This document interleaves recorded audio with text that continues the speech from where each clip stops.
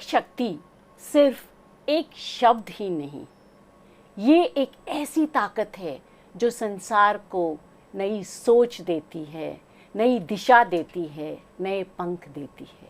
नमस्कार, मैं आशा रंदेकर और आप देख रहे हैं नवरात्रि के 9 रंग नारी शक्ति के संग, गोवा के पहले हिंदी राष्ट्रीय चैनल राष्ट्र टीवी पर। आज हमारे साथ ऐसी ही एक नारी हैं जो खूबसूरत तो हैं ही, लेकिन उसके साथ साहसी भी हैं, बहुत ही अनोखा काम भी कर रही हैं। तो आइए स्वागत करते हैं यामिनी मिश्रा जी का हमारे स्टूडियो में। नमस्ते यामिनी जी, आपका स्वागत है। नमस्कार आशा जी, और बहुत बहुत धन्यवाद मुझे यहाँ आमंत्रित करने के लिए। तो यामिनी जी, जैसा कि मैंने कहा दर्शकों से अभी आप एक बहुत अनोखा काम कर रही हैं, जो आपका व्यवसाय है। तो इसमें आप लोगों की सहायता भी कर रही हैं, व्यवसाय तो कर ही रही हैं, इसके साथ साथ आप लोगों की सहायता भी कर रही हैं। तो ये कैसे कर रही हैं, जरा इस हमें आपने व्यवसाय के बारे में समझाइए। जी, तो हम हिंदुस्तान का जो सबसे बड़ा रूरल मीडिया प्लेटफॉर्म है, जिसका नाम गांव कनेक्शन है, हम वो चलाते हैं जी। इसकी स्थापना हमने 2012 में की थी और हमने उत्तर प्रदेश से शुरू किया था, लखनऊ से, आज भी वहीं हैं।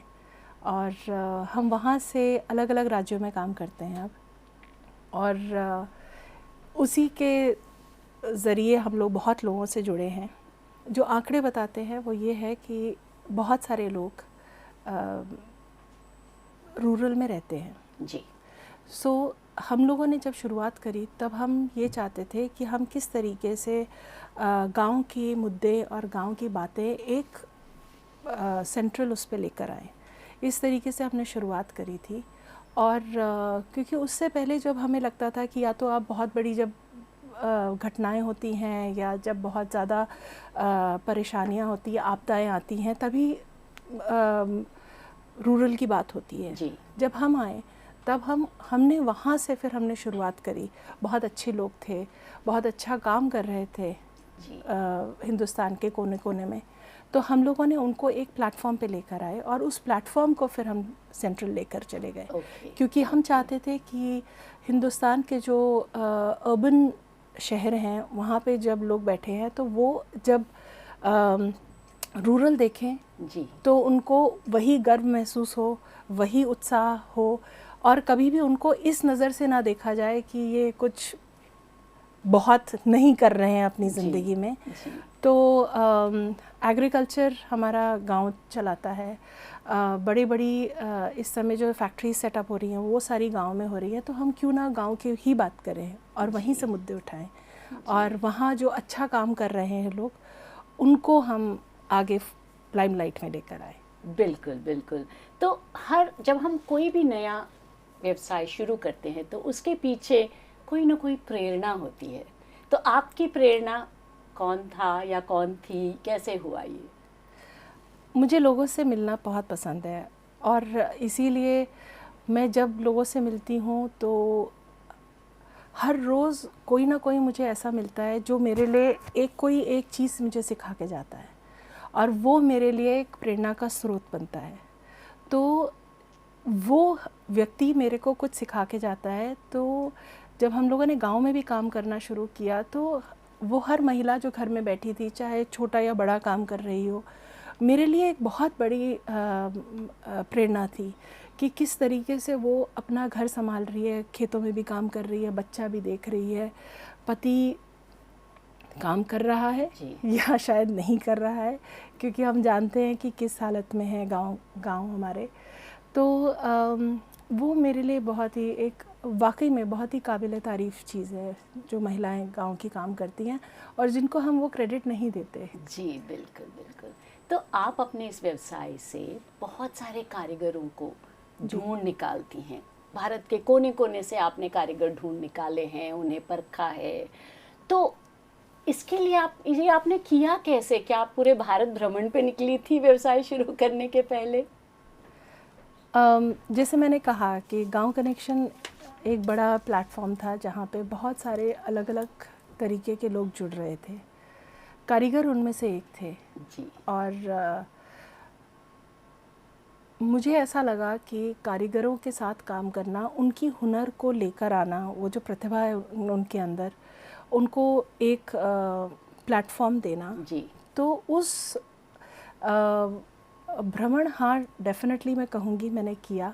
बहुत गांव गई, बहुत शहर गई, बहुत राज्यों में घूमी, और वहाँ से जाके चुनिंदा लोगों को लेकर आई, जहाँ जो अब स्लो बाज़ार कहलाता है, जो वो एक प्लेटफॉर्म है जहाँ से हम उन्हें शहर में या इवन अब हम इंटरनेशनली भी शिप करते हैं। जी। तो वो उन लोगों की प्रतिभाओं को हम जब बाहर लेकर आए तो बहुत सारे राज्य ऐसे जुड़ते चले गए, एक के बाद दूसरा, जो चाहता था कि हम वहाँ पे काम करें और जो चाहता था कि हम उनको भी उस प्लेटफॉर्म पे लेकर आएं। तो इस तरीके से हम लोगों ने धीरे धीरे करके एक राज्य से दूसरी राज्य जब हम गए तो वो फिर हमारे लिए एक बड़ा कुनबा बनता चला गया।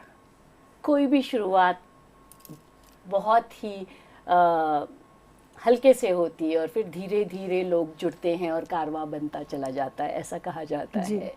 और अगर हम कुछ करना चाहते हैं तो फिर वो होके ही रहता है, बिल्कुल, खासकर अगर एक महिला सोचती है तो हमें ये बताइए कि हम हमेशा अपने लिए जीते, ज़्यादातर लोग अपने लिए जीते हैं। तो आपको ज़िंदगी का वो कौन सा मोड़ था जब आपको लगा कि बस अब हमने अपने लिए बहुत जी लिया, अब दूसरों के लिए जीना शुरू करते हैं? मेरे ख्याल से दोनों पहलू साथ ही साथ चलते हैं आशा जी। मतलब कभी ऐसा नहीं होता, आपको हमेशा ऐसा लगेगा कि हाँ मैंने अपने लिए जीना छोड़ दिया। अगर आप ही जीना छोड़ देंगे फिर तो सभी वो पूरा ताना बाना आपका बिखर जाएगा जी। तो वो मेरे ख्याल से चलते रहना चाहिए। साथ ही में मुझे ऐसा लगता है कि हमेशा आप वो एक जो इच्छा होती है आपकी मदद करने की, या आपके अगर आपके हाथ से कुछ अच्छा हो सके तो मेरे ख्याल से वो करते रहना चाहिए, चाहे जितना भी छोटा या जितना भी बड़ा हो सके। वो जो इच्छा होती है वो कभी नहीं ख़त्म होनी चाहिए।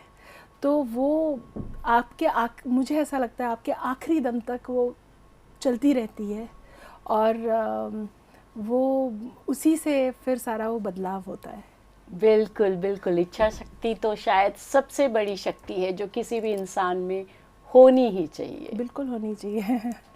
तो ये बताइए हमें, अब आप इतने कारीगरों के साथ काम करती हैं, इतने राज्यों में, इतने गांव में, इन्हें क्या क्या दिक्कतें आती थीं शुरू में जब आप इनके ज़िंदगी में नहीं थे? तब इन्हें क्या क्या दिक्कतें आती हैं कि ये इनमें हुनर तो बहुत होता है लेकिन फिर इनका प्रोडक्ट बाज़ार तक लाने में इन्हें क्या क्या दिक्कतें आती थीं और आपने इनकी ज़िंदगी में को कैसे रोशन किया?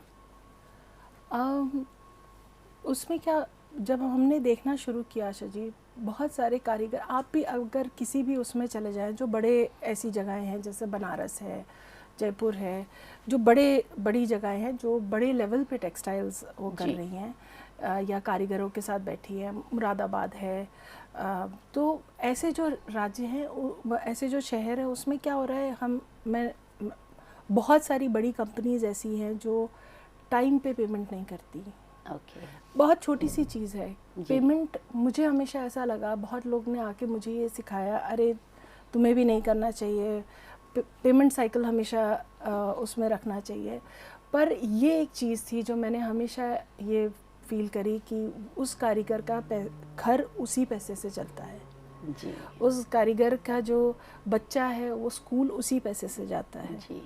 तो उसकी बिटिया की अगर शादी होनी है तो वो उसी पैसे से होनी है। वो एक बड़े कॉर्पोरेट के साथ डील कर रहा है, पर उसमें क्या होता है कि वो पेमेंट साइकिल आपकी कब रुक जाती है आपको पता नहीं चलता। बिल्कुल। और वो किस लेवल के प्रॉब्लम से डील कर रहा है वो भी उनको कोई लेना देना नहीं होता। जी, बिल्कुल। मेरी तरफ से जो एक बहुत छोटा मैं कहूँगी योगदान रहा इन सब की ज़िंदगी में, कि मैंने हमेशा ये किया कि उनका सामान उठाने से पहले उनकी पेमेंट्स हो गई थी। जी। तो उसमें मेरे लिए भी बहुत चैलेंजेस आए, मैं भी कोई बहुत बड़े वो नहीं चलाती, पर हाँ ये एक छोटा, बहुत जो छोटी सी एक मेरी एक जो मैंने करने की कोशिश करी उससे बहुत चीज़ें बदली। बिल्कुल। और ये मेरे को बहुत अच्छा लगता है, चाहे मैं अपनी सेविंग से निकाल रही हूँ, चाहे वो किसी और लोन से निकाल रही हूँ, पर ये मैंने कभी नहीं रोका। जी। और ये जी। ये मैं आग्रह करना चाहूँगी बड़ी कंपनी से कि कभी भी कारीगर का पैसा ना रोका जाए। बिल्कुल। तो वो बहुत बड़ी प्रॉब्लम से डील कर रहे होते जी। हैं जी। अपने लेवल पे। जी, बिल्कुल सही कहा आपने। और ये तो रही कारीगरों की समस्या जो आपने हल की। अब हमें ये बताइए कि आप इन कारीगरों का माल शहरों में हम जैसे लोगों तक पहुंचाती हैं, जी। तो आपको क्या-क्या समस्याएं आई इसमें या आती हैं और आप उन्हें कैसे उनका हल निकालती हैं? ये क्योंकि हमारा एक प्लेटफॉर्म है जो हम चलाते हैं उस, और अब क्योंकि पैंजिम में मेरा पहला स्टोर है, जी। तो अब धीरे धीरे बहुत लोग हैं जो आ रहे हैं सामने, वो आके लेकर जाते हैं। उनको समझ है फैब्रिक्स की, उनको समझ है, वो ढूंढते हैं ऐसी चीज़ों के लिए जो गांव के लोग बना रहे हैं। They understand slow fashion. और उससे क्या होता है कि जब आप वो समझते हैं कि कोई एक बुनकर या कोई एक कारीगर कुछ भी बना रहा है, उसको बहुत टाइम लग रहा है बनने में, इसीलिए उसकी वो वैल्यू है। तो अभी भी ऐसे लोग हैं जो वो समझते हैं, जिनके पास तक हम लेकर जाते हैं। जी। अब मैं लोगों से भी ये कहना चाहूँगी कि थोड़ा सा लोग इस बात को समझें कि जो कोई भी एक पर्टिकुलर प्रोडक्ट जो बन रहा है, जो एक कारीगर अपने हाथों से बना रहा है, जिसे हम अब हैंडक्राफ्टेड प्रोडक्ट्स कहते हैं, वो उसमें बहुत बहुत मेहनत जा रही है, वो मशीन से नहीं बन रहा। तो ये चीज़ एक सामने वाले को, कस्टमर को समझाना, या कि ये इतने रुपए का क्यों है, जी। या इसके पीछे किसी एक व्यक्ति की कितनी मेहनत गई है, वो थोड़ा सा हमेशा चैलेंजिंग रहता है। क्योंकि हमारा कंपटीशन हमेशा मिल्स के साथ होता है, हमारा कंपटीशन हमेशा फास्ट फैशन के साथ होता है। जी।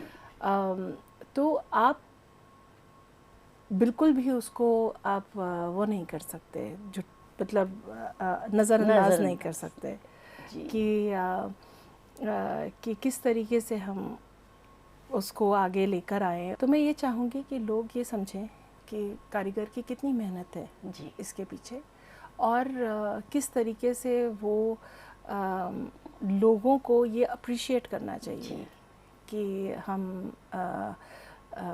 ये पर्टिकुलर प्रोडक्ट इतने रुपए का क्यों है। जी।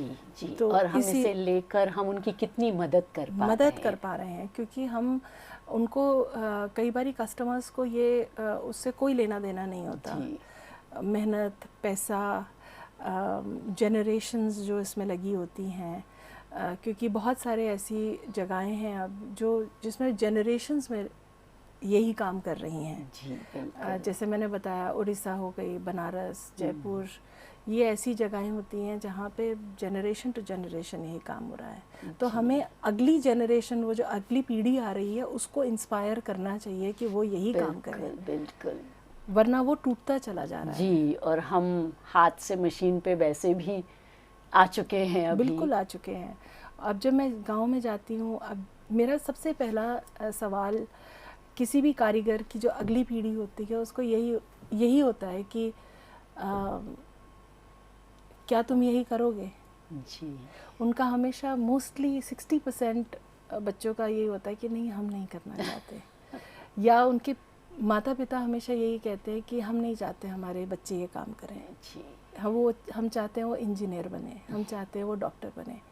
ये बहुत ही ख़राब स्थिति है गांव की, क्योंकि ऐसे तो टूटता चला जाएगा सब। जी। तो क्योंकि वो हर चीज़ वो उसके आय से जुड़ी है, तो वो आय और साथ में इतनी मेहनत जी जो होती है, उस एक पर्टिकुलर, अगर एक साड़ी भी बन के आ रही है, उस साड़ी में बहुत मेहनत है। जी। जी। जी। जी। तो इस तरह से अगर हम उनको सहायता उनकी नहीं करेंगे तो ये जो धीरे धीरे हमारे भारत के कोने कोने में कला है ये तो विलुप्त हो जाएगी। बिल्कुल विलुप्त हो जाएगी। तो आप हमें ये बताइए, इतनी तेज़ तर्रार भाग दौड़ की ज़िंदगी में जब सब कुछ तेज़ है, फास्ट है, तो आपकी कंपनी का नाम स्लो बाज़ार कैसे पड़ा और क्यों? स्लो जो है, स्लो एक ज़िंदगी जीने का तरीका है जी। जो हम एक परिवार मतलब जो हमारा परिवार है वो बहुत टाइम से जी रहा है, चाहे वो हमारे रहने का तरीका हो, चाहे वो हमारा खाने का तरीका हो, और जो पुराने हमारे जो एंसेस्टर्स थे वो ऐसे ही जीते थे। जी। कि आप फास्ट तो अब आया ना, हम तो बहुत सदियों से स्लो ही जीते आए थे जी। वो अब अचानक से आके हमारे को एक बुलेट ट्रेन में बिठा दिया गया है कि everything is moving very fast और आप उसी के साथ कैच करो वरना आप पीछे छूट जाओगे। सही। तो स्लो इसीलिए हम लोग जब आए, स्लो की शुरुआत हुई थी हमारे घर से। मेरे घर का नाम स्लो है जो कि लखनऊ से करीबन 50 किलोमीटर की दूरी पे है और सब कुछ वहीं से शुरुआत हुई। तो हम लोगों ने इसीलिए स्लो उसका नाम रखा क्योंकि वो हम जीते हैं, रोज़ ज़िंदगी में वो जीते हैं, जिसमें अब फैशनेबल हो गया है मिलेट्स खाना, वरना वो पहले फैशनेबल नहीं था। हम जब गांव में रहते हैं तो जो ये घर है हमारा स्लो वो गांव में है। हम गांव में जब रहते हैं तो हमारा तो सब कुछ स्लो ही है जी। तो जब हमारी शुरुआत हुई थी तो वो स्लो से ही शुरुआत हुई, हमारा हर चीज़ उसी घर से उस स्लो से शुरुआत हुई।